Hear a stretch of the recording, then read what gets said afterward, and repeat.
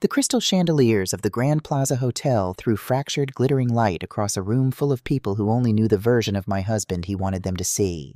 It was our 38th wedding anniversary, seamlessly rolled into the celebration of Robert's latest, and perhaps most lucrative, commercial real estate acquisition. At 62, I had spent more than half my life perfecting the art of standing slightly behind him, wearing the right dress, holding the right smile, and smoothing over the rough edges of his towering ambition.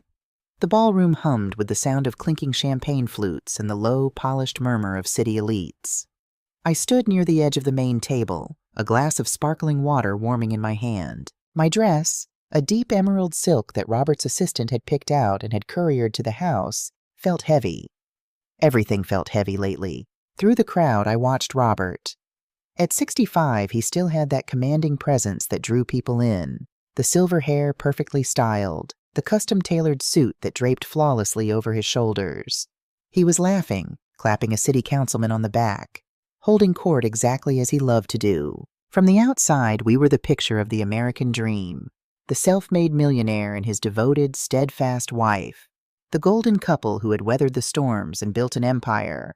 But empires are rarely built without someone quietly bleeding into the foundation. A sharp tapping of a spoon against a crystal glass cut through the chatter. The room quieted, faces turning toward the stage where Robert now stood, the microphone in hand, bathed in a warm spotlight. "Friends, colleagues, partners," Robert began, his voice dropping into that smooth, practiced baritone that had closed 1,000 deals. 38 years ago, I was a kid with empty pockets and a head full of ideas that everyone said were too big. Today, looking out at all of you, looking at what Hayes Real Estate has become, I can confidently say we proved them wrong. A ripple of polite applause washed over the room. I kept my smile fixed. It was a muscle memory by now. "You don't build a legacy alone," he continued, gesturing expansively. "I have to thank my incredible executive team. Marcus, you've been a bulldog on these recent acquisitions. Thank you. To my brilliant daughter, Sarah, who is heading up our legal department with a ferocity that terrifies me in the best way. And my son, Nathan, who is... Well, Nathan is finding his path, and we love him for it." Laughter drifted through the crowd. Nathan, standing across the room, gave a half-hearted wave, a defensive smirk on his face. I felt a familiar twinge of anxiety for my son, a boy who had been crushed under the weight of his father's expectations and enabled by his father's checkbook. And of course, Robert's eyes swept the room, finally landing on me. The spotlight seemed to shift, catching me in its glare. "I must acknowledge Margaret." I straightened my spine. This was the part where he would say something charming, something about my unwavering support.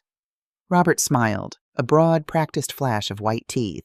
"Margaret, who for 38 years has ensured that my shirts are pressed, that the house looks like a magazine cover, and that I never have to worry about what's for dinner when I come home exhausted. Let's hear it for the woman who keeps the home fires burning, so I can go out and conquer the world." The applause that followed was loud, jovial, and utterly patronizing. I didn't flinch. I didn't stop smiling. I raised my glass slightly toward him in a silent toast. But inside, in the quiet, hidden architecture of my own mind, something snapped. It wasn't a loud break. It was a soft, definitive click, like a deadbolt sliding into place, locking a door forever. The woman who keeps his shirts pressed.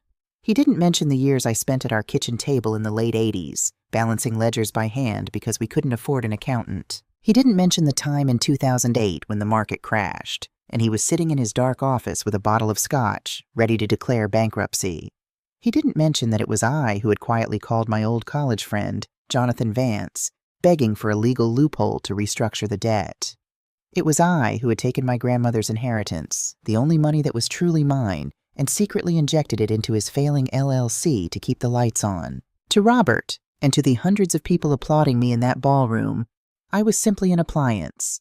A high-functioning, elegantly dressed appliance that existed purely to facilitate his greatness. The rest of the evening was a blur of hollow handshakes and air kisses. Women my age, draped in diamonds bought by their husbands' neglect, told me how lucky I was. "He just adores you, Margaret," they cooed. I agreed with them. It was easier than trying to explain the suffocating vacuum of being married to a man who looked right through you. The ride home in the back of the town car was suffocatingly silent. The city lights blurred past the tinted windows. Robert sat beside me, smelling of scotch and expensive cologne, scrolling through emails on his phone. The adrenaline of his performance had faded, leaving behind the cold, detached man I lived with. "Good turnout," he muttered, not looking up from the screen. "Marcus said the mayor was impressed." "It was a lovely evening, Robert," I said. My voice sounded strange to my own ears. Calm, eerily steady. He grunted in acknowledgement. When we finally walked through the grand double doors of our estate in the suburbs, the silence of the house pressed in on us. It was a beautiful home, meticulously curated by me over 2 decades. Vaulted ceilings, imported marble, walls hung with art that Robert bought for the investment value rather than the beauty. It felt less like a home and more like a mausoleum for a marriage that had died a long time ago. I walked up the sweeping staircase to our master suite. I sat at my vanity, methodically removing my jewelry, the heavy diamond earrings, the tennis bracelet. I unpinned my hair, letting it fall around my shoulders, and began wiping away the makeup. I watched the woman in the mirror. She looked tired, yes, but there was a new clarity in her eyes that hadn't been there a few hours ago. Robert walked in, shedding his suit jacket and tossing it carelessly over an armchair, assuming, that it would magically disappear to the dry cleaners by morning. He walked over to his dresser and pulled a small velvet box from the top drawer. He tossed it onto the vanity in front of me. It landed with a dull thud against the wood. "Happy anniversary," he said, already turning his back to unbutton his shirt. I opened the box. Inside lay a thin, generic gold chain with a small, unremarkable sapphire pendant. It was the kind of gift an assistant buys in a panic at a department store an hour before closing. It wasn't the cost that stung. I didn't care about jewelry. It was the sheer lack of thought. It was the ultimate symbol of his indifference. "Thank you," I said softly, not taking it out of the box.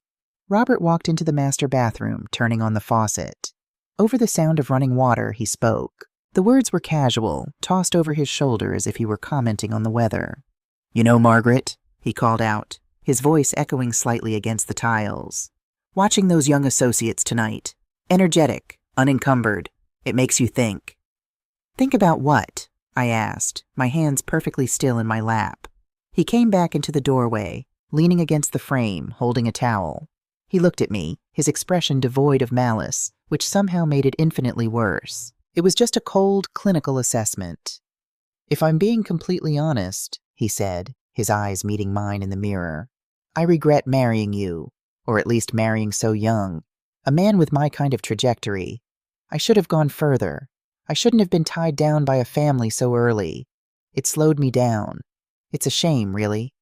He didn't wait for a response. He didn't expect one. He simply turned off the bathroom light, walked over to his side of the king-sized bed, climbed in, and within 10 minutes, the heavy, rhythmic sound of his breathing filled the room. He was asleep. He had just negated the entirety of my existence, erased 38 years of my devotion, sacrifice, and silent labor, and then simply gone to sleep. I sat at the vanity for a long time. The house was utterly still. I waited for the tears. I waited for the hot, blinding rage that women in movies feel before they start throwing plates and screaming. It never came. Instead, a profound, absolute stillness settled over me. The fog of obligation, of guilt, of trying to be the good wife evaporated in an instant. For the first time in decades, I saw Robert not as my husband, not as the father of my children, but as a deeply flawed, arrogant man who had mistaken my grace for weakness. He thought I was a parasite attached to the hull of his great ship. He had no idea I was the only thing keeping the water out. I stood up. I didn't turn on the overhead lights.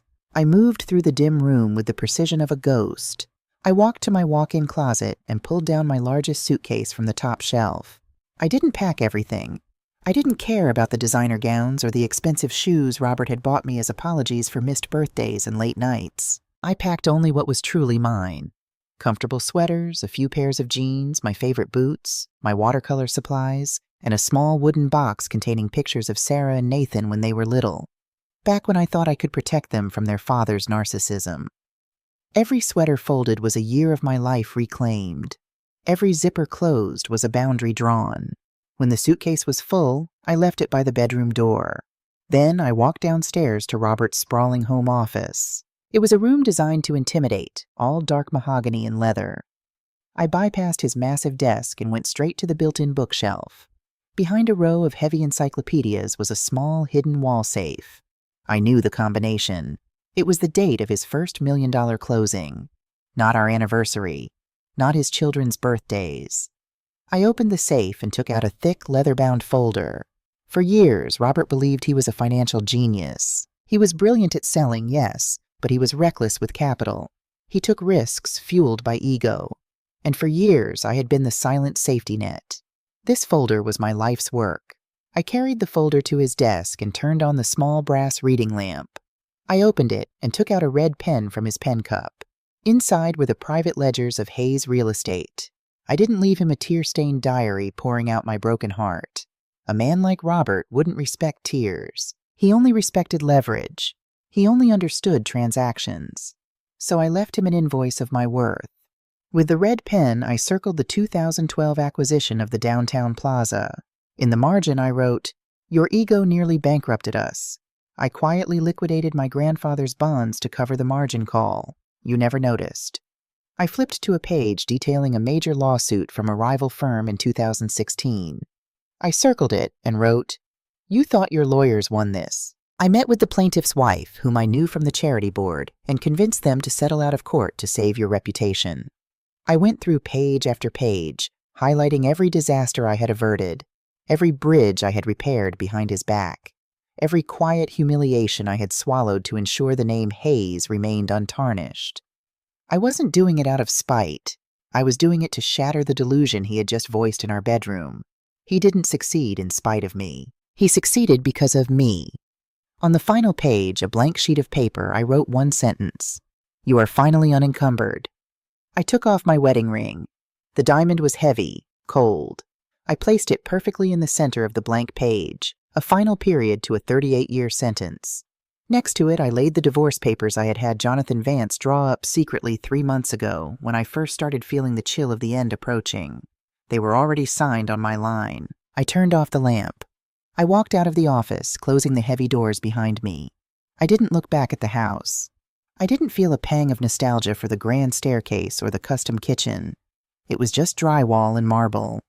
I picked up my suitcase, walked out to the garage, and loaded it into the trunk of my SUV. The click of the trunk closing sounded incredibly loud in the dead of night.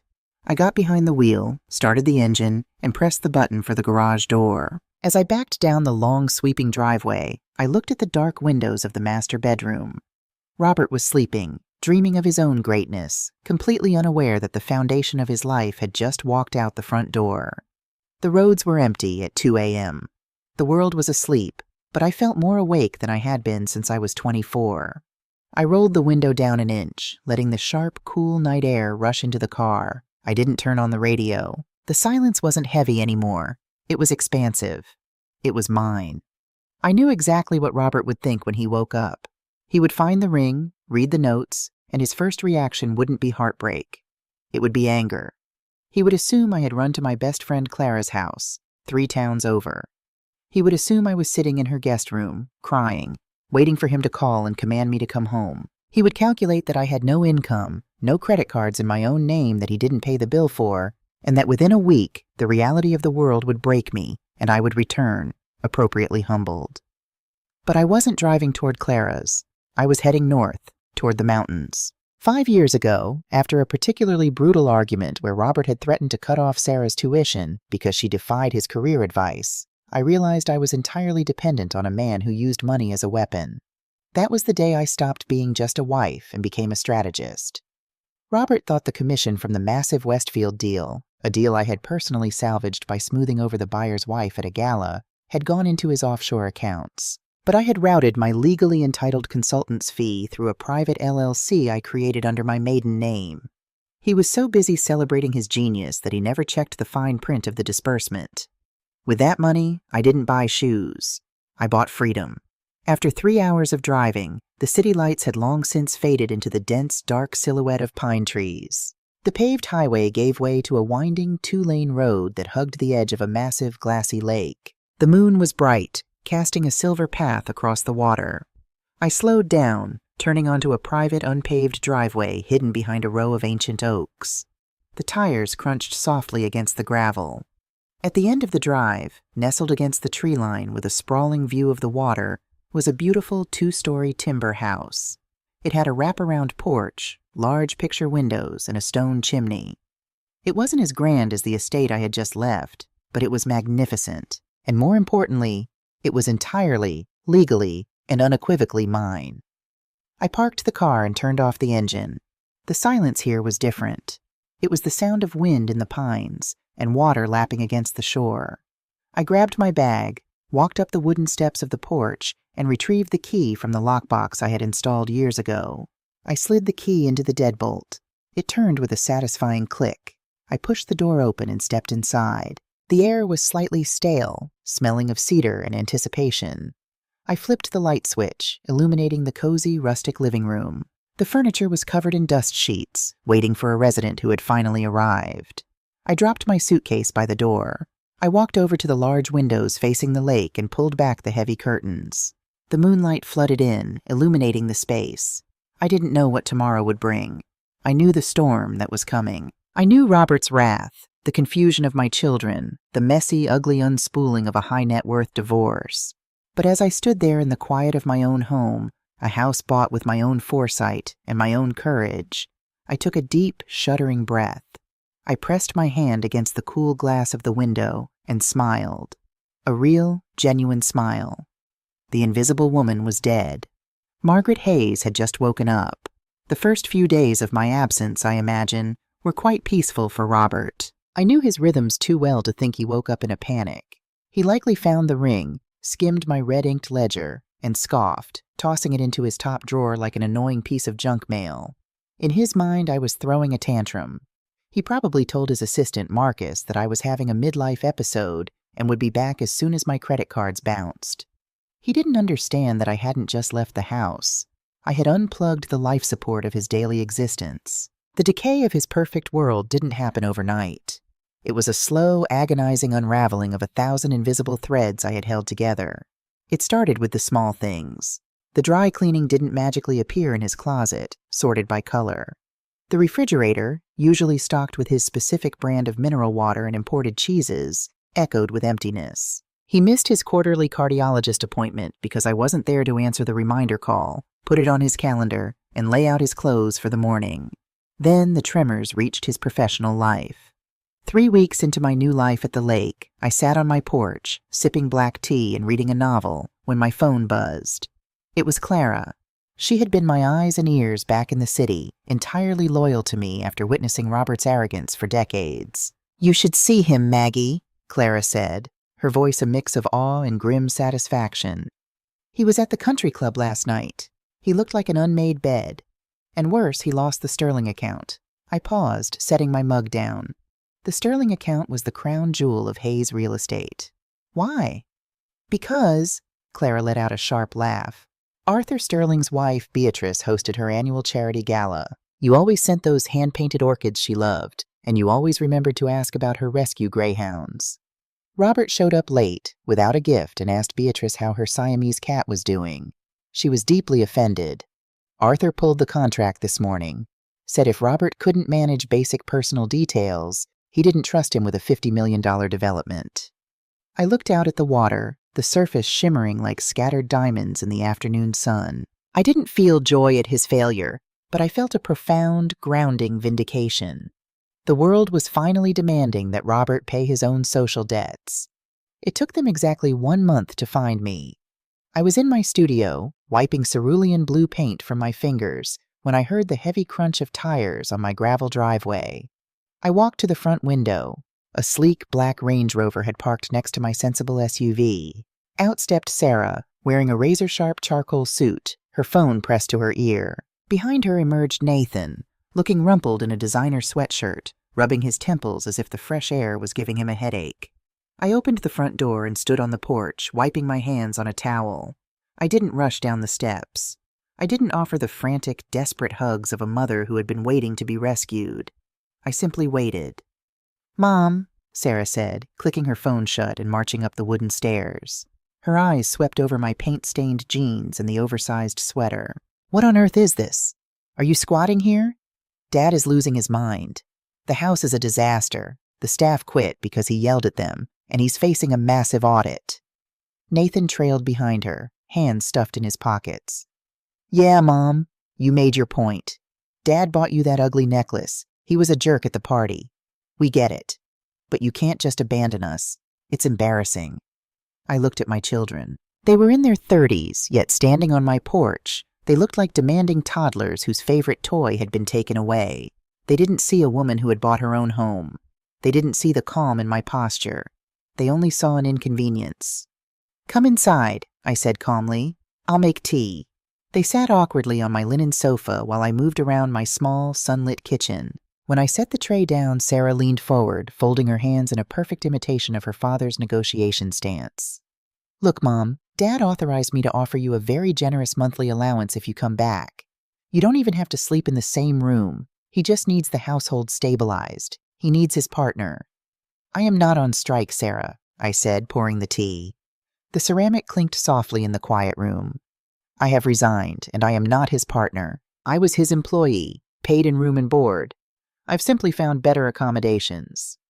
Nathan groaned. Jesus, Mom, stop with the dramatics. Do you know how hard it is for me right now? Dad cut off my allowance because he says he needs the liquidity. He's taking his stress out on everyone. You need to come fix this. I looked at my son, really looked at him. The entitlement was a thick, suffocating layer over his potential. I spent 38 years fixing things, Nathan. I am retired. Drink your tea. You both have a long drive back to the city. They left an hour later, frustrated and angry, convinced I had lost my mind. They didn't understand that I had finally found it. The silence from the city lasted until late November. Then the invitation arrived. Not a text, but a formal, couriered letter from Robert's legal team, requesting my presence at a family reconciliation dinner on Thanksgiving evening at the Oak Room, the most exclusive private dining club in the city. It was a trap. I knew it. Jonathan Vance knew it. And Robert certainly knew it. He was trying to use the holiday, the children, and a public setting to strong-arm me into submission. He wanted to corner me. I bought a new dress for the occasion. Not the muted, supportive colors Robert always preferred me to wear. I wore a striking, tailored crimson dress. I paired it with my grandmother's vintage gold watch, the one I had used as collateral to save his business 3 decades ago. I wore my hair up. I looked like a woman who owned herself. When the maitre d' escorted me into the private mahogany-paneled dining room, the heavy oak doors closing behind me, the air shifted. Robert sat at the head of the table, looking haggard. The silver in his hair was no longer distinguished. It just looked tired. Sarah and Nathan sat on either side of him, looking tense and exhausted. Robert didn't stand when I entered. He gestured to the empty chair at the opposite end of the long table. Margaret, glad you could make time for your family. I sat down, placing my clutch on the table. I didn't look at the menu. Let's skip the pleasantries, Robert. Why am I here? He sighed, adopting the weary, patient tone of a man dealing with an unreasonable child. He reached into his breast pocket and slid a thick, bound legal document across the polished wood. It stopped inches from my plate. This is a post-nuptial agreement, Robert said smoothly. It outlines a very comfortable trust for you. You keep the little cabin you've run off to. You get a stipend. In exchange, you sign a non-disclosure agreement regarding the company's internal operations, and you waive any right to my primary assets in the event of a divorce. I'm giving you an easy way out, Maggie. Don't be foolish. My lawyers will bleed you dry if you fight me. Sarah looked down at her lap. Nathan wouldn't meet my eyes. They had been brought here as props, as an audience to witness my defeat. I reached out and placed my hand flat on top of the document. I didn't open it. I looked down the length of the table at the man I had spent my life protecting. You think you hold all the cards, Robert, I said, my voice barely above a whisper, yet it carried clearly in the silent room. Because you've spent your life looking at the numbers and ignoring the people. I don't have time for riddles, Margaret. Sign the paper. No, I said quietly. I leaned back in my chair, folding my hands. Let's talk about family, since you brought us all together. Let's talk about the truth. I turned my gaze to my son. Nathan, your father thinks he cut off your allowance because of liquidity. He doesn't know that last November, I wired $40,000 from my private account to a pit boss at the Bellagio to stop 2 men from breaking your kneecaps over a baccarat debt. Nathan's head snapped up, all the color draining from his face. Robert frowned, looking from me to Nathan. What is she talking about? I didn't let Nathan answer. I turned to my daughter. And Sarah, you sit there in your power suit judging my choices. Your father thinks your marriage is perfect. He doesn't know that I paid the private investigator who caught your husband, Greg, in a ski chalet in Aspen with his 24-year-old paralegal. He doesn't know that I sat down with Greg and negotiated the quiet post-nuptial agreement you are currently relying on, so you wouldn't have to face a public, humiliating divorce. Sarah let out a small, choked gasp, a hand flying to her mouth. Robert slammed his hand on the table, the silverware rattling. Enough! What is this nonsense, Margaret? You're making things up to deflect. I am not deflecting, Robert, I cut in, my voice slicing through his anger like ice. I am demonstrating how utterly blind you are to the reality of the empire you claim to have built. I fixed their lives because you were too busy to notice they were drowning. And do you know why you were too busy? I stood up slowly, the crimson dress catching the dim light of the chandeliers. I picked up the legal document he had slid toward me. Because, I continued, looking dead into Robert's eyes, you were spending your Tuesday and Thursday afternoons at the St. Regis Hotel with Chloe Miller, a junior associate exactly 3 years younger than your daughter. The silence in the room was absolute. It was the kind of silence that follows a bomb drop, before the dust begins to settle. Sarah stared at her father in horror. Nathan looked sick. Robert's mouth opened, but no sound came out. The great orator, the master negotiator, had nothing to say. The illusion of the infallible patriarch lay shattered in pieces on the linen tablecloth. I don't want your stipend, Robert, I said, dropping his document into the center of a half-eaten breadbasket. And I won't be signing anything your lawyers draw up. I turned and walked toward the heavy oak doors.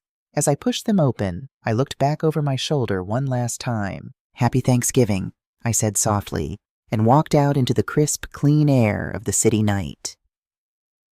Day. The next morning, the city was just waking up, shaking off the holiday lethargy. But in the sleek, glass-walled offices of Robert's elite law firm, a hurricane was making landfall. According to Clara, who got the details from a terrified paralegal she knew, Robert had stormed into his lead attorney's office at 8 a.m. sharp. He was unshaven, his eyes bloodshot, fueled by the kind of humiliated rage that makes men reckless. Freeze her out, Robert had demanded, pacing the length of the plush office. I want her bank accounts frozen. I want her credit destroyed. I want an injunction on that lake house she's hiding in. I built this company, and she is not taking a single dime of it. Bury her in paperwork until she begs. His attorney, a shark named Harrison, sat behind his desk. He didn't look aggressive. He looked pale. In front of him lay a thick yellowed file folder with the Hayes Real Estate logo embossed on the front. Robert, Harrison said slowly, pulling off his glasses and rubbing the bridge of his nose. Sit down. I am not sitting down. I pay you $1,000 an hour to destroy my enemies, Harrison. Do your job. Robert, please, sit down. The gravity in the lawyer's voice finally penetrated Robert's rage. He sank into a leather chair, his jaw clenched. Harrison flipped open the yellowed file. When you called me last night, I pulled the original incorporation documents from the archives. The documents from 1989, the year you were facing the IRS audits and the potential federal indictment over the zoning bribes. Robert waved a hand dismissively. Ancient history. Margaret and I moved some paper around to protect the assets. It was a tax shield. So what? It wasn't just moving paper around, Robert, Harrison said, his voice terrifyingly calm. To create an absolute legal firewall against the federal government, you had to completely divest your controlling interest. You couldn't just put her name on a joint account. Harrison turned the document around and slid it across the desk. He pointed to a line of text above a signature that Robert hadn't looked at in 35 years. You didn't just make her a partner, Harrison explained, watching the blood slowly drain from Robert's face. You structured Hayes Commercial Real Estate as an LLC where Margaret Hayes holds exactly 51% of the voting shares. She is the majority owner. She isn't trying to take half your empire, Robert. Harrison leaned back, delivering the final fatal blow. She already owns it. You work for her. And yesterday afternoon, her attorney, Jonathan Vance, filed a motion to terminate your position as CEO. The news of my majority ownership didn't just break Robert. It cornered him like a wounded animal. For 3 weeks, the city's legal circles fed on the gossip. Robert, desperate and humiliated, hired a team of aggressive, overpriced litigators to try and invalidate a 35-year-old LLC agreement. He claimed coercion. He claimed clerical error. He claimed everything except the truth, that he had gladly signed over his empire to save his own skin when the IRS had come knocking in the late 80s, assuming his quiet, obedient wife would never realize the power she held. He thought he could bully his way out of it, just as he had bullied his way through life. He didn't realize that the ground beneath him was already giving way.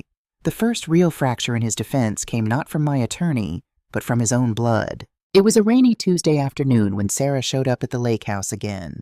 This time there was no black Range Rover. She drove a rented sedan. She wasn't wearing a power suit. She was swathed in a thick, oversized wool sweater, her face devoid of makeup. She looked exhausted, stripped of the arrogance her father had taught her to wear like armor. I opened the door and stepped aside. She walked in, shivering, and wrapped her arms around herself. "I left Greg," she said, her voice trembling. "I packed my things this morning. I couldn't look at him anymore. I couldn't keep pretending everything was fine just to keep up appearances for Dad's country club friends." I guided her to the sofa and draped a woven blanket over her shoulders. "I'm proud of you, Sarah," I said gently. And I was. It took terrifying courage to shatter a comfortable illusion. She looked up at me, her eyes brimming with tears.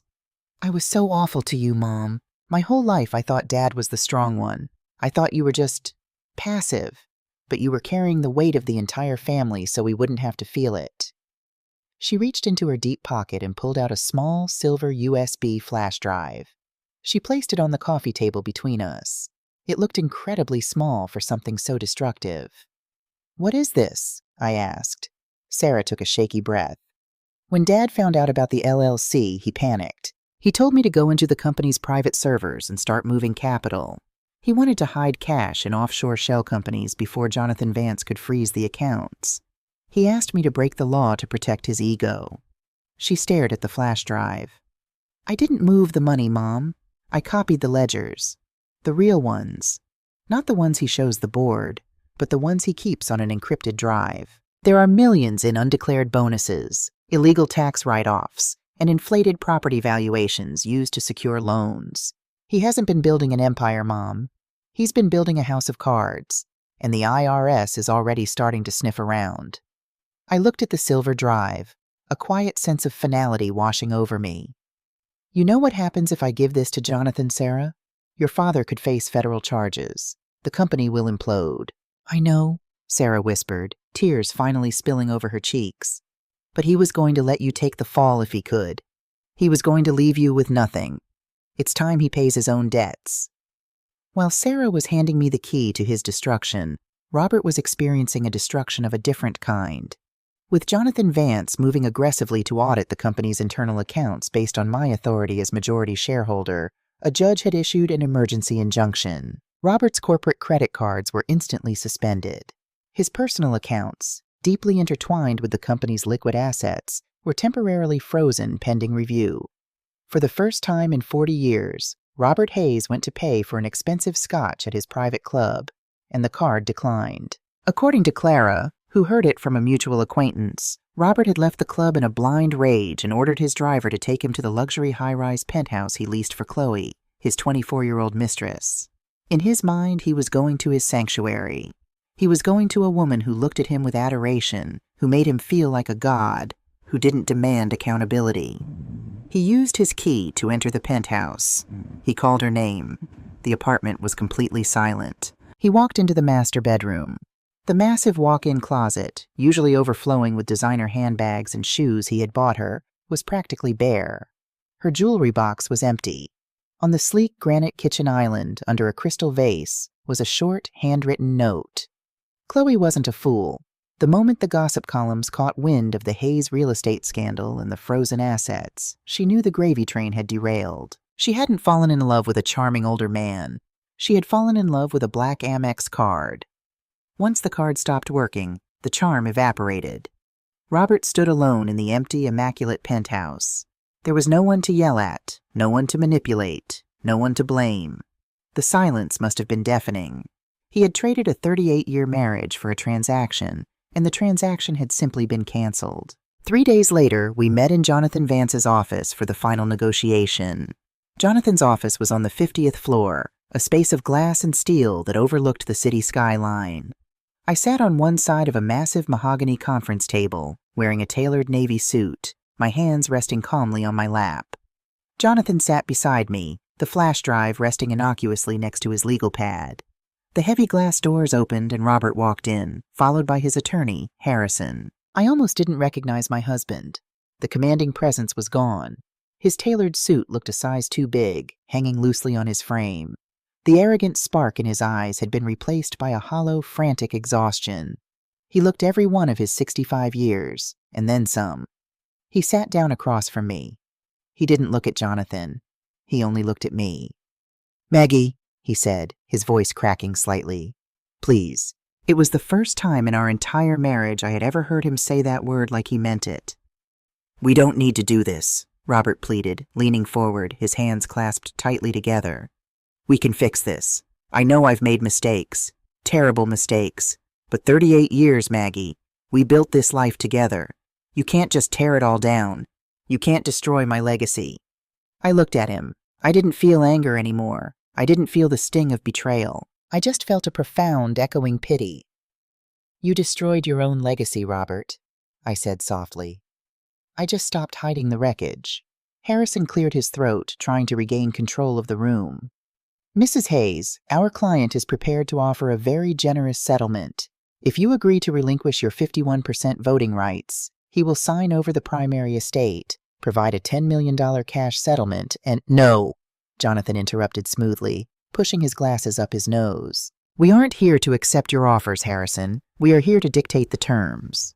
Jonathan slid a single, crisp legal document across the table. It wasn't a thick file. It was brutally brief. Robert frowned, pulling the paper toward him. "What is this? You want to liquidate? You want to dissolve the company?" "Quite the opposite," I said, leaning forward slightly. "I am giving it to you." Robert blinked, confusion washing over his exhausted face. "What?" "I am signing over my 51% ownership of Hayes Commercial Real Estate to you, entirely," I explained, my voice steady and clear. "I am also signing a quitclaim deed, giving you sole ownership of the suburban estate. You get to keep the name on the door. You get to keep the grand house. You get to keep the empire." Robert stared at me, a flicker of his old arrogance returning. He thought I had broken. He thought the pressure of the corporate world had terrified me into retreating to my little lake house. He let out a breathless, disbelieving laugh. You're walking away? Just like that?" "There are conditions, of course," Jonathan chimed in, tapping his pen on the table. "In exchange for complete control of the LLC and the primary residence, Mrs. Hayes will take sole ownership of her private LLC, her lake house, and the entirety of the company's clean, liquid investment portfolios and cash reserves, approximately $12 million. The transfer will be immediate and irrevocable." Harrison, the seasoned lawyer, narrowed his eyes. He smelled the trap. He looked at the paper, then at me. "You want to take all the liquid cash and leave him with the corporate entity and the real estate? Why?"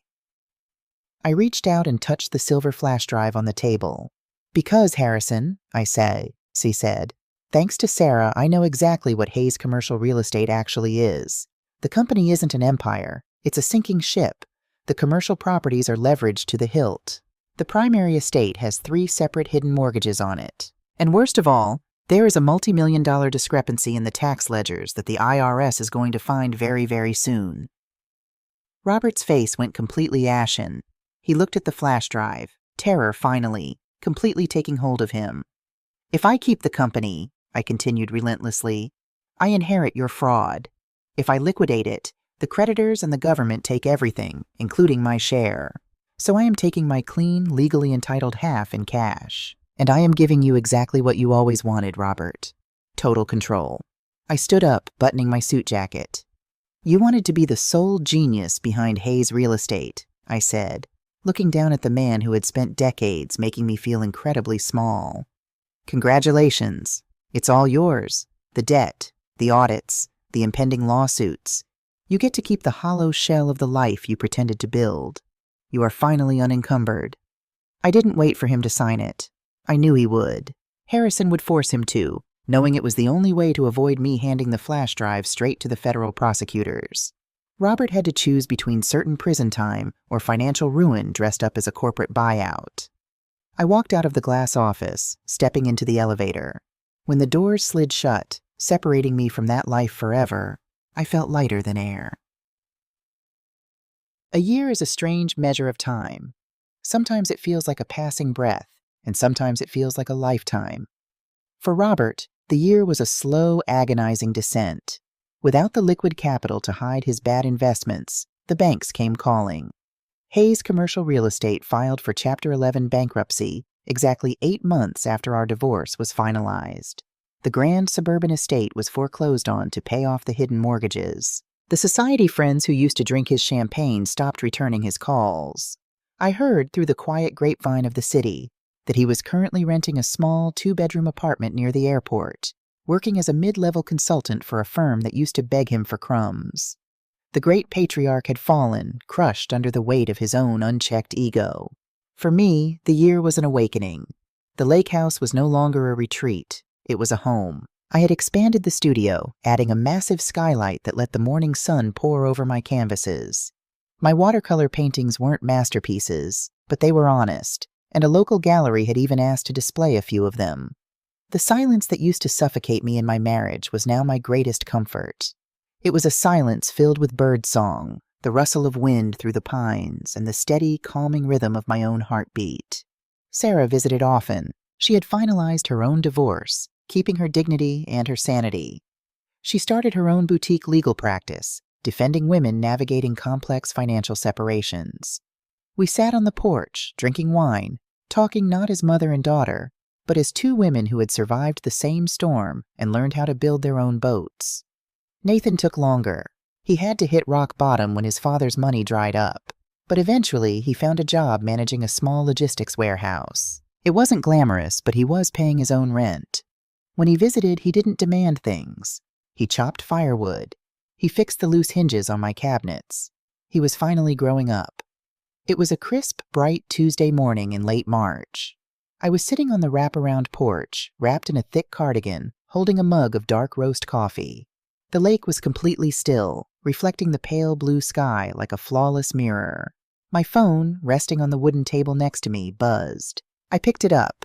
A text message glowed on the screen from a number I hadn't saved, but one I knew by heart. Maggie, I know I have no right to ask, but I'm so incredibly lonely. I see everything so clearly now. I'm sorry. Please, can we just have a cup of coffee? Just talk? Robert. I stared at the screen.